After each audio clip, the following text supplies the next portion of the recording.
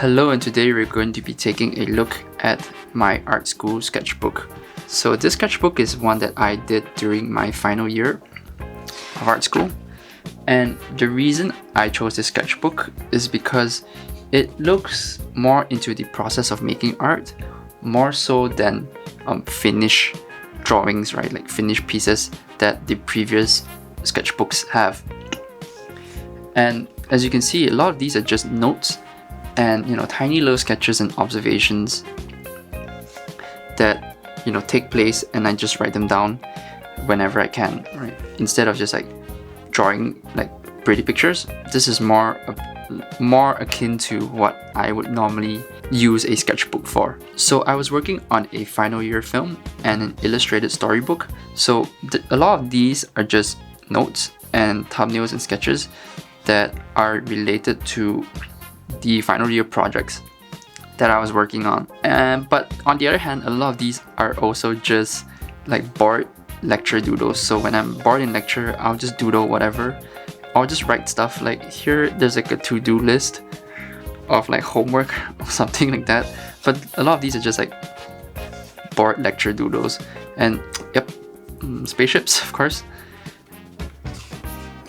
So this sketchbook kind of fluctuates in between going from nice full page illustrations or drawings, kind of like this too as well, and between these and stuff like this where it's just like tiny design sketches, right? So this is really cool because I tried out a new technique where I blocked out the silhouette in yellow highlighter just to get the silhouette down, and then before drawing it out in ballpoint pen. So it's kind of a novel technique just because you normally wouldn't get shapes that you would usually draw if you were to just use a ballpoint pen straight up, right? So these sort of gave me some really interesting shapes to work with in terms of design.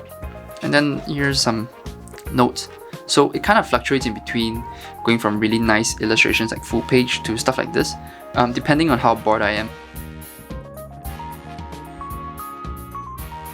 So this is kind of more like my usual sketchbook pages where I just do like tiny drawings, and then I'll write some notes about whatever I'm thinking of in the moment about design and art. So you can see here, these are like notes about pictorial compositions and then unity in composition, and then just like a random doodle of like statues because like whatever, right? Something like this as well, where it's mostly just a combination of writings and drawings. Some ballpoint pen portrait studies. Okay, so this is the first time I tried out using these multicolored ballpoint pens.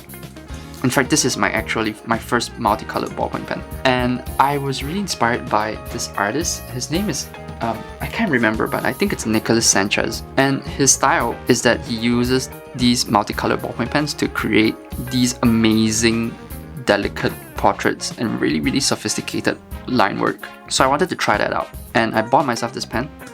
And before even committing to this full portrait here, I did some tests. So I was trying out different combinations of colors to see like the tone shifts you can get, right? So red and blue, blue and green, whatever, these combinations. And you can sort of see with this one, if you kind of squint, it looks like purple because it's red and blue, right?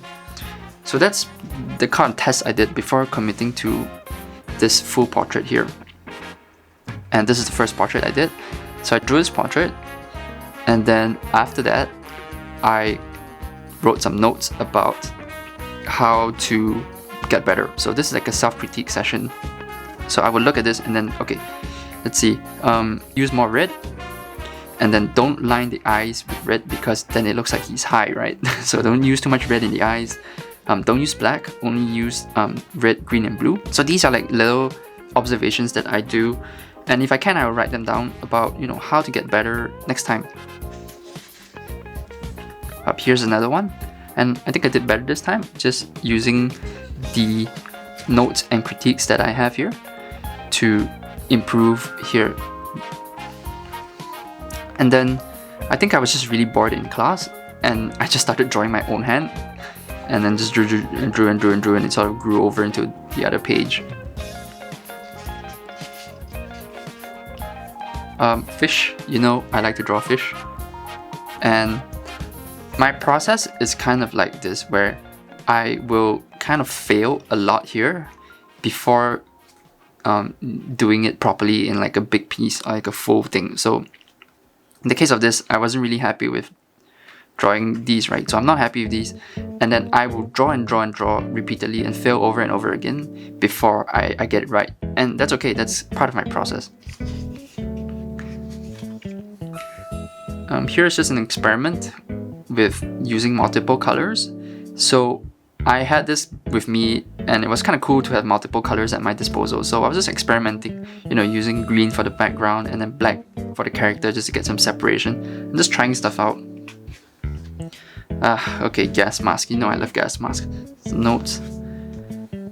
So these are the lists of characters for Inktober that I did that year. So here is all the lists, and you know, as I went, I just checked it off. So I finished Inktober that year, so I'm kind of proud of that. So these are the Inktober drawings for that year, and I'm gonna do a separate video on this layer because I think these are really cool and deserve a video on their own. It's got like its own world building and story and characters in there.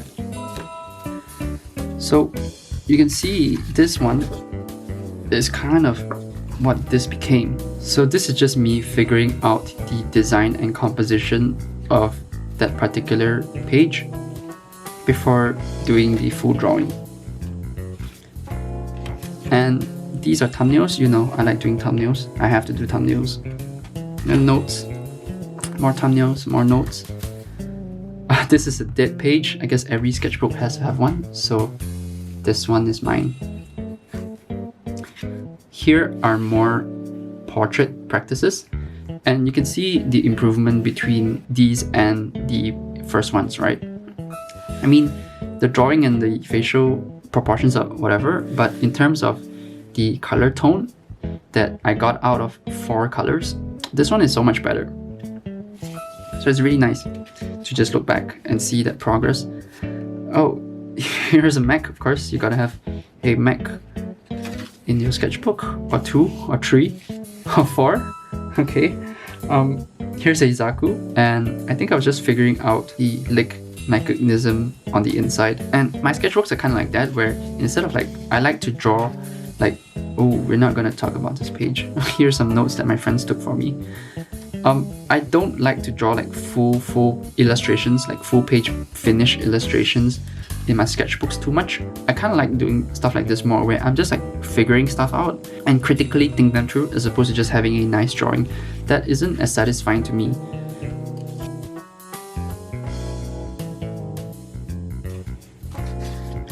Here is a Mac. Oh, so this is where I learned that the sketchbook doesn't do well with water. So if you're just painting regular gouache or acrylic, I think it's fine. But in this case, I tried to do like a really light watercolor wash, right? Just to give it some color. And it got so wet that this part of the page separated, and it like came off like a piece of wet toilet paper. So it just like came out like that because it got too wet. So I had to stick it back on with tape. Here are some astronauts, and I think I was looking at Apollo suits just because like this looks like the linkage of an Apollo suit to me. Some brush pen drawings. I don't really do too much brush pen drawings when I'm on the go, just because when I'm carrying this around school or whatever, it's much easier to bring a ballpoint pen along with me just because it's more versatile. And you kind of look like a weirdo if you get ink on your hands when you're using a brush pen out in public.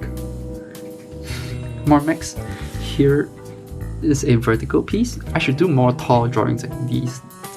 These are pretty cool.